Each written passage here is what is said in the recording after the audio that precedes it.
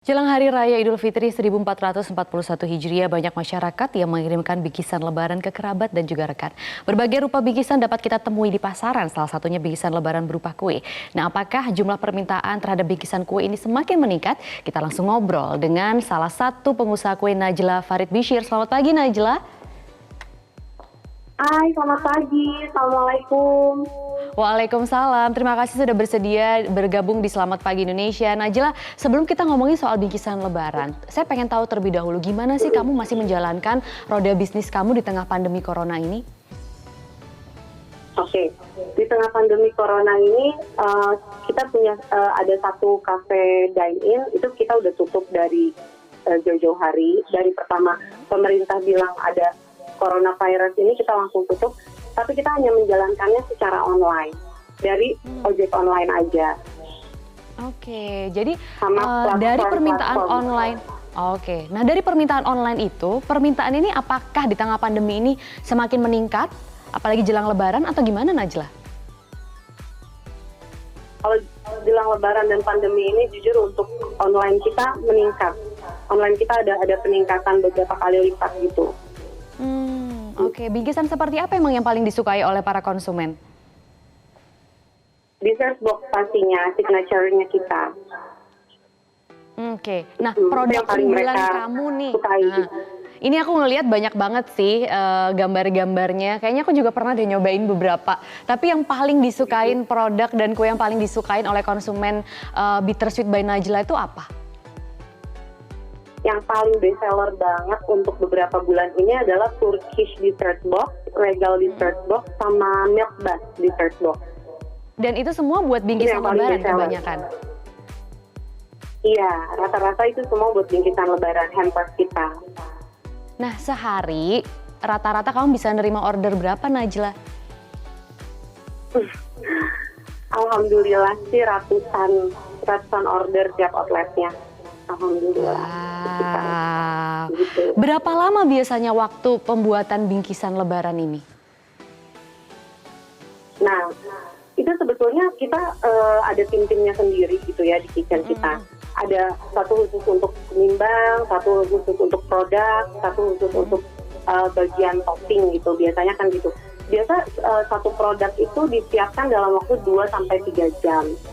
Sekitar 2-3 jam itu udah siap satu produk.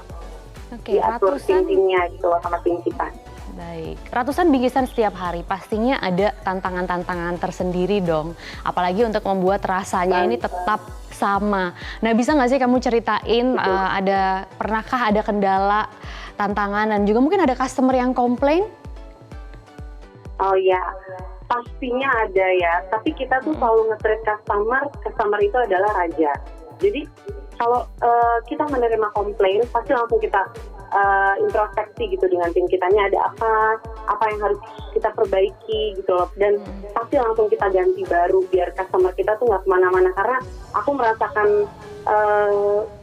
memiliki customer benar-benar dari 0 gitu loh, 0, 1, 2 gitu. Jadi kita benar-benar menjaga hubungan sama customer itu.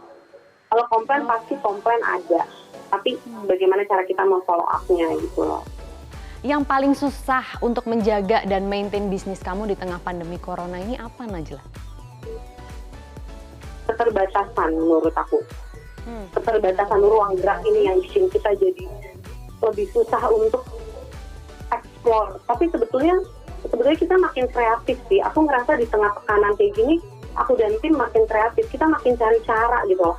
Makin cari cara untuk gimana caranya bikin sesuatu yang baru biar orang nggak boring yang di rumah aja. Karena orang kan mungkin di rumah aja ya. Jadi mungkin online meningkat karena itu gitu loh. Nah, kita harus bikin yang baru-baru terus biar mereka nggak boring, nggak bosen. Gitu. Jadi kalau kamu sendiri sebagai pengusaha dessert dan juga kue, cara apa yang kamu ambil? Cara yang aku ambil untuk Tetap bisa bertahan untuk dan menambah customer bisa mungkin? bertahan. Oke. Satu inovasi kalau buat aku. Kita dan tim selalu berinovasi gitu loh. Kita selalu bikin hal-hal baru ataupun dessert baru itu pasti selalu kita buat untuk kebutuhan customer kita ya. Pasti mereka kan selalu nanyain dessert barunya dong. Nah, gitu. Terus juga apalagi ya, inovasi, kejujuran pasti harus itu bertahan. Untuk bikin kita bertahan itu kejujuran juga di tengah pandemi ini. Kekompakan tim itu juga penting banget. Kalau tim kita nggak kompak, nggak bakal bisa di tengah pandemi ini kita bisa sekuat ini gitu loh. Benar-benar memaintain semua karyawannya juga, stok barang juga, karena kan banyaknya barang juga kami dari luar ya. Itu benar-benar turbulence banget kan keadaan kami karena stok barang dari luar yang nggak bisa masuk ke sini gitu loh. Oke, terakhir Najla, message kamu, pesan kamu buat para pengusaha makanan lain untuk bisa tetap bertahan di tengah pandemi corona ini, khususnya untuk para pengusaha di bidang dessert, silahkan. Jangan pernah menyerah, terus berinovasi dan juga jujur pada diri sendiri. Itu aja sih, dan jangan lupa yang terakhir berdoa sama Allah SWT. Karena tanpa Allah SWT kita nggak bakal bisa ngapa-ngapain sih. Pokoknya intinya di tengah kesusahan ini kan kita kesusahan bukan sendiri ya, kita kesusahan bersama-sama. Jadi insya Allah kita bisa cari solusinya bersama-sama. Amin, mudah-mudahan. Amin, mudah-mudahan. Terima kasih Najla sudah berbagi cerita dan juga memberikan inspirasi di sini. Semoga usahanya sukses terus dan juga sehat selalu. Thank you.